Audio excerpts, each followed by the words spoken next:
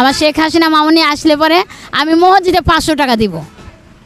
আমাদের জন্য গুচ্ছিগ্রাম ঘর দিয়েছে, গাড়ি ভালো। আমরা আজ পর্যন্ত 40 বছর থেকে গাড়িতে উঠা বসা করি। হাসিনা কোনোদিন আমাদের ট্রেনও আমাদের ভাড়া লাইনি, আমরা ট্রেনের জীবনে টিকিট কাটি না। হ্যাঁ, এখন আপনাদের সমস্যা কোথায়? এমন সমস্যা যে খাওয়া দাওয়া কষ্ট, অন্ধ দাদা রাখলে পথে পথে ঘুরে বেড়ায়। আপনাদের কাছে কি চাঁদা টাদা কেউ চায়? চাঁদা তো এখন তো ফকিনের কাছে চাঁদা ভালো বড় হাই ফাই বিএপি মানুষরা, যাদের বড় বড় নোট আছে, বড় বড় পকেট, শিক্ষিত, এই টাকা দাও, নাইলে এখানে বসে মানে ভিক্ষা করতে গেলে 500-600 টাকার এই ব্রিজে ভাড়া লাই। মানে ভিক্ষা করতে গেলেও আপনাদের টাকা চায়, মানে চাঁদা চায়।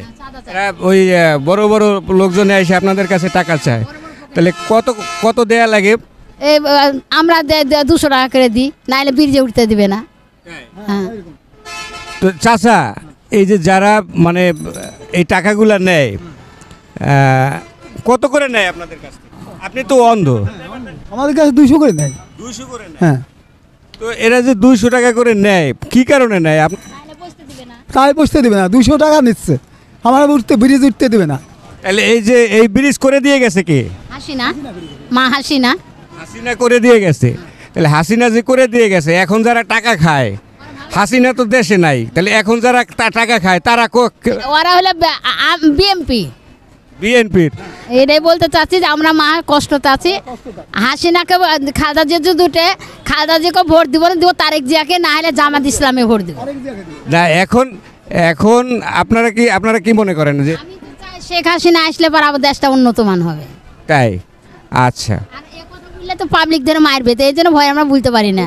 আল্লাহ আমাদেরকে অনেক কষ্ট রেখেছে যে 60 টাকা কেজি চাল, কয়দিন আগে 100 টাকা কেজি চাল, তো ভিক্ষা করে সারাদিন তো যদি 200 টাকা আয় করি, তাহলে তরকে কিনবো কি, আর ঘর ভাড়া দেবো কি, আর খাবো কি? আমাদের তো মনে পকেট মার ছাড়া কোনো উপায় নাই। না, আপনি তো পকেট মাইরও করতে পারবেন না, তাইলে আপনার কি অবস্থা হবে? পকেট মারতে গেলে মানুষ মারবে, সামনে বলবে যে আমার হাসিনা আমার খাইতে, তোরা আমার খাইতে দে, নাহলে ইট মেরে মাথা ফাটাবো। আপনারা কি এই হাসিনার আমলে ঘর পেয়েছিলেন? ঘর পাইনি, আমাদের ভোটের ছবি নাই। 2001 সালে ছবি তুলেছি, আজ পর্যন্ত ছবি পাইনি। না, এখন কোনো ভাতা টাতা পেতেন কি? ভাতা পাইতাম না। তারপরেও আপনি চান যে শেখ হাসিনা ক্ষমতায় আসুক আবার? আলহামদুলিল্লাহ, দোয়া করি আমার শেখ হাসিনা মামুনি আসলে পরে আমি মসজিদে 500 টাকা দিব। মসজিদে 500 টাকা দিবেন? জি, শেখ হাসিনা ক্ষমতায় আসলে যদি আসে তাহলে আমি 500 টাকা মসজিদ দেবো। আল্লাহ কাছে শুকরিয়া আলহামদ করি। আমার অন্ধ দাদা, তুমি বলো কি, তুমি কি দোয়া করবে? আমি বলবো যে আল্লাহ তাকে ঠিক মতো গদিতে করে রাখো।